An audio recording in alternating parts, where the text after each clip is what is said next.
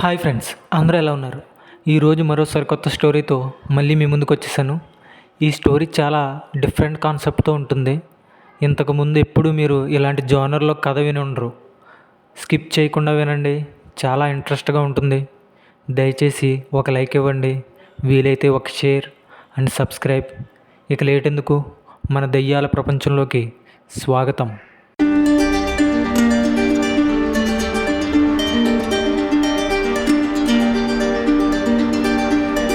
అది సుమారుగా 200 ఏళ్ల క్రితం మొదలైన కథ.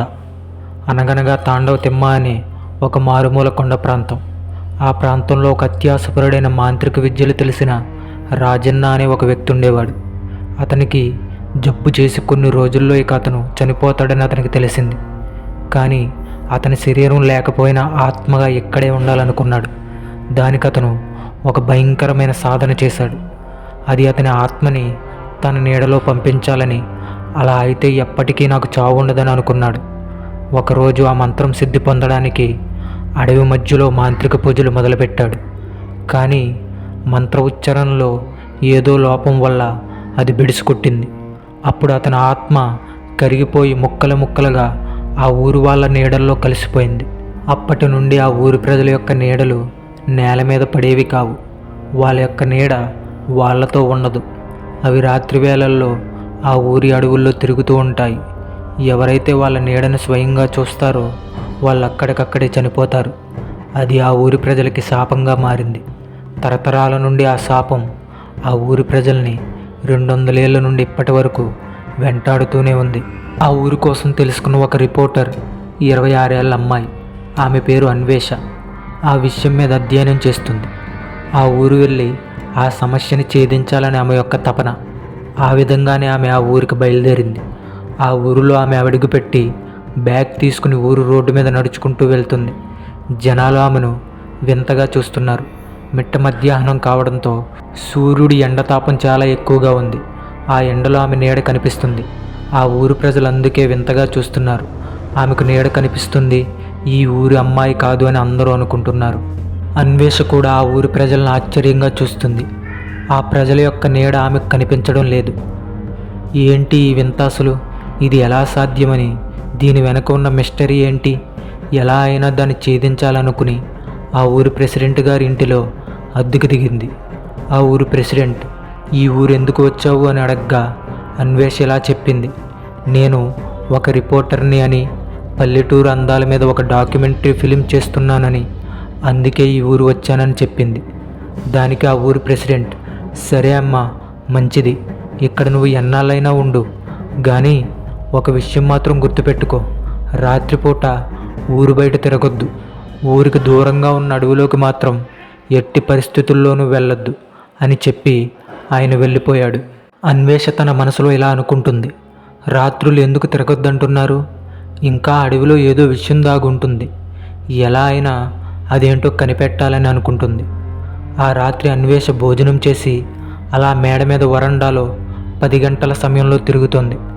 ఆ సమయంలో ఊరంతా నిద్రపోతుంది. దారులన్నీ నిర్మానుషంగా ఉన్నాయి. వీధి దీపాల వెలుగులో ఏ మనిషి సంచారం లేకుండానే ఒక నీడ అలా రోడ్డు మీద వెళ్ళిపోతుంది. అది చూసిన అన్వేష చాలా ఆశ్చర్యంతో చూస్తుంది. అయితే ఈ ఊరి కోసం నేను విన్న కథలన్నీ నిజమే అన్నమాట. ఆ నీడ వెళ్తున్న దృశ్యం తన కెమెరాలో రికార్డ్ చేయాలని కెమెరా కోసం ఇంటి లోపలికి పరుగుపెట్టింది. కెమెరా తీసుకుని బయటికి వచ్చేలోపు ఆ నీడ తనకి ఎక్కడా కనిపించలేదు. అటు ఇటు వరండా నుండి చూస్తుంది. ఈలోపు కొద్ది దూరంలో ఒక ఇంటి నుండి సుమారుగా ఒక 18 ఏళ్ల కుర్రాడు ఇంటి బయటికి వచ్చి అలా పొదల వైపుగా వెళ్తున్నాడు. అది గమనించిన అన్వేష ఈ సమయంలో ఎందుకు బయటకు వచ్చాడు, పొదల వైపు ఎందుకు వెళ్తున్నాడని అతన్ని గమనిస్తుంది. ఆ కుర్రాడు ఆ పొదల వైపుకి వెళ్ళి పాస్ పోసుకుంటున్నాడు. అలా అతని పని ముగించుకున్న తర్వాత అతను ఆ పొదల్లో ఏదో గమనించాడు. అక్కడ ఏదో చూసిన ఆ కుర్రాడు అక్కడికక్కడే కుప్పకూలి నేల మీద పడిపోయాడు.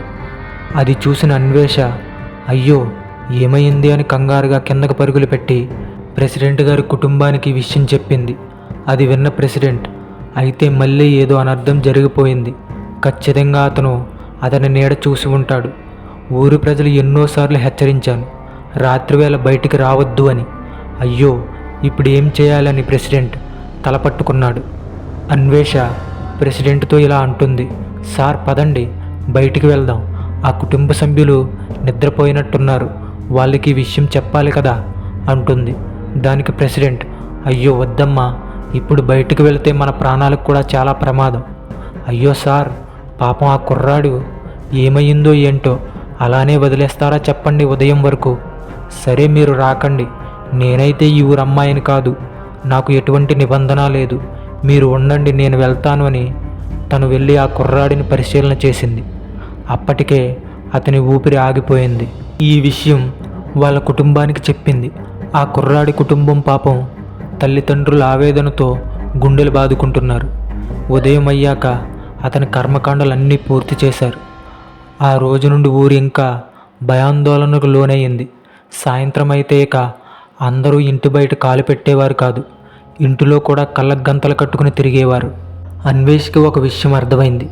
నేను అనుకున్న దానికంటే ఈ విషయం, ఈ ఊరికి ఉన్న శాపం నా శక్తికి తెలివికి మించింది.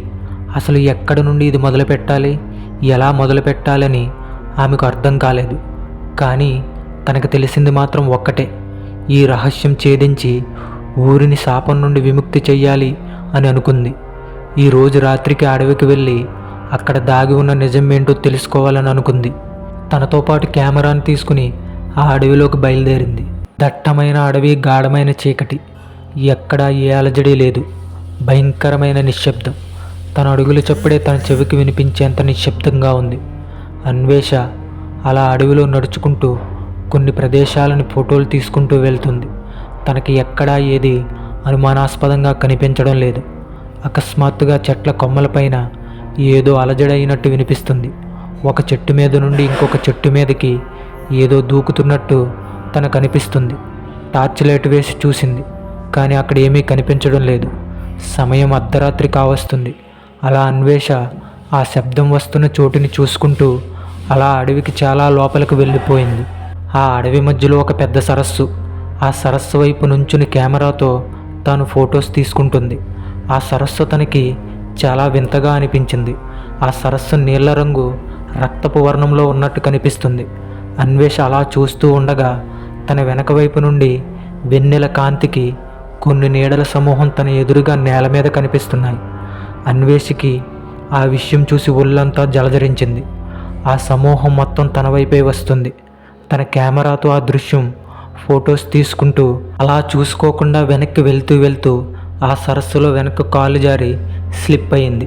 తన కెమెరా ఒడ్డున పడేసి తన మాత్రం సరస్సులో పడిపోయింది. ఆ సరస్సు పెద్ద లోతు లేకపోవడంతో తనకి ఎటువంటి ప్రమాదం కలగలేదు. వెంటనే తనని తాను సంభాళించుకుని నీళ్లలో నుండి గట్టు మీదకు వచ్చింది. అక్కడ ఆ నీడల సమూహం మళ్ళీ తనకు కనిపించలేదు. ఇక తన కెమెరా తీసుకుని ఫొటోస్లో ఏమైనా క్లూ దొరుకుతుందేమో అని ఇంటికి బయలుదేరింది. అలా అడవిదారిలో వెళ్తూ ఉండగా ఆ వెన్నెల వెలుగుకి తన నీడ తనకి కనిపించకపోవడం అన్వేష గమనించింది. అది చూసి తన చుట్టూ తాను 10 సార్లు పరీక్షించుకుంది. తన నీడ తనకు కనిపించడం లేదు. తన చేతిలో ఉన్న బ్యాగ్, కెమెరా నీడ మాత్రం తనకు కనిపిస్తుంది. ఇదేమి ఆశ్చర్యం, తనకేమీ అర్థం కాలేదు. అయితే ఈ ఊరి శాపం తనకు కూడా తగిలిందా అని అన్వేష తలపట్టుకుంది. వెంటనే తనకి ఒక తీయని స్వరం వినిపించింది. అన్వేష, ఇలా వెనక్కి చూడు, నేను నీ నీడను ఒకసారి చూడు అని. అన్వేషకి ఆ స్వరం విని భయం వేసింది. ఎందుకంటే ఆ స్వరం తనదే. కళ్ళు మూసుకుని ఏ వైపు చూడకుండా తన చున్నీతో కళ్ళకు గంతలు కట్టుకుని అక్కడే కూర్చునిపోయింది.